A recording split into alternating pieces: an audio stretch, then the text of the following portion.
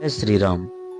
गरुड़ पुराण के अनुसार धोखे से कमाया हुआ धन, संपत्ति, भजन आदि ये सब वैसे के वैसे ही हाथ से निकल जाते हैं।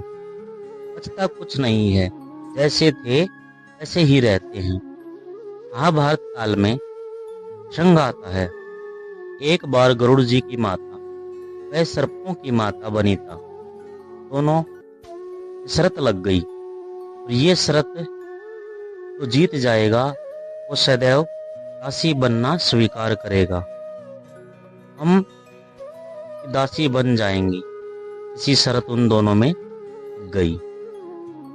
उस खेल में गरुड़ जी की माँ जो वनिता थी वो हार गई।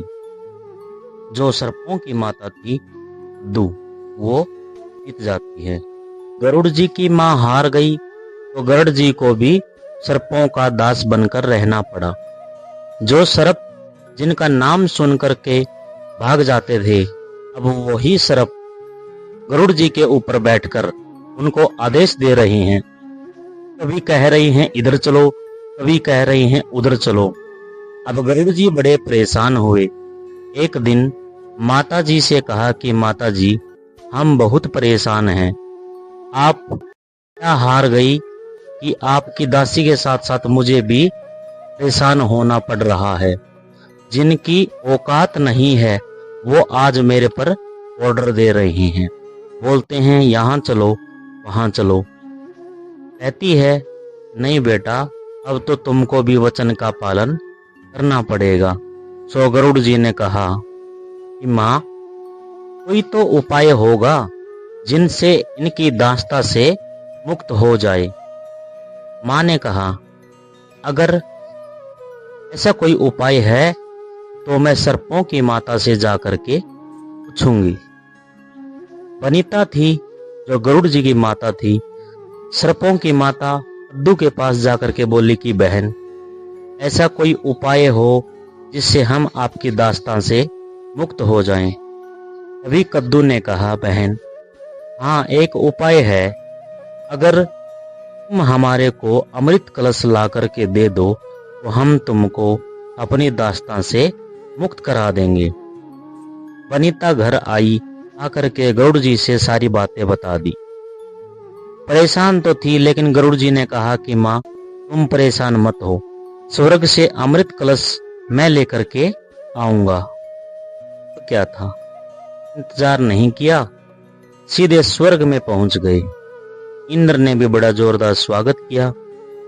गरुड़ जी को बोले आइए आइए महाराज, महाराज बड़ा अच्छा हुआ कि आप आ गए। तो गरुड़ जी ने भी उनका अभिवादन स्वीकार किया। गरुड़ जी ने कहा हे इंद्र, हमें अमृत कलश चाहिए।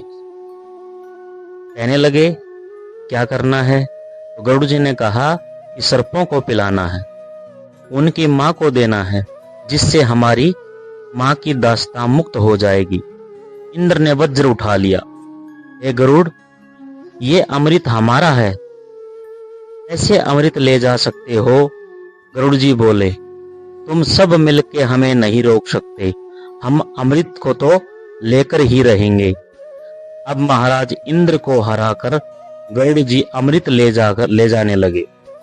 तभी इंद्र भगवान हाथ जोड़कर खड़े हो गए, बोले इन सर्पों को अमृत मिल गया तो संसार में प्रलय आ जाएगी। थोड़ा तो सोचो, देखो हम नहीं जानते, हमें तो हमारी माँ की दास्तां मुक्त करवानी है। हम अमृत लेकर जा रहे हैं, हम उनको देंगे। तुम छलिया हो, तुम अपना प्रयोग कर सकते हो, जो तुम्हें करना है तुम कर लेना। ठीक वैसे ही हुआ। गरुड़ जी कलश लेकर के अपनी माता को कलश देने चले गए। माँ ने कलश को कद्दू को दे दिया, जो कि सर्पों की माता थी। संकल्प लिया गया और दास्तां से मुक्त कराया गया। तभी कद्दू जो कि सर्पों की माता थी, उसने उस अमृत को अपने बच्चों को यानी कि सर्पों को पिलाना शुरू किया। जैसे ही अमृत के कलश को सर्पों को पिलाने के लिए टेढ़ा किया, तभी इंद्र भगवान प्रकट हो गए। उन्होंने उस कलश को लेकर के अंतर्ध्यान हो गई। ठीक जैसे थे वैसे ही रह गए। श्री सुखदेव जी भी यही बात करते हैं कि छल से कोई भी कार्य नहीं करना चाहिए। जो स्थिति हमारी है ठीक स्थिति वैसे ही हमारी बनी रहेगी। से या छल करने से कुछ भी प्राप्त नहीं हो सकता। जय श्री राम।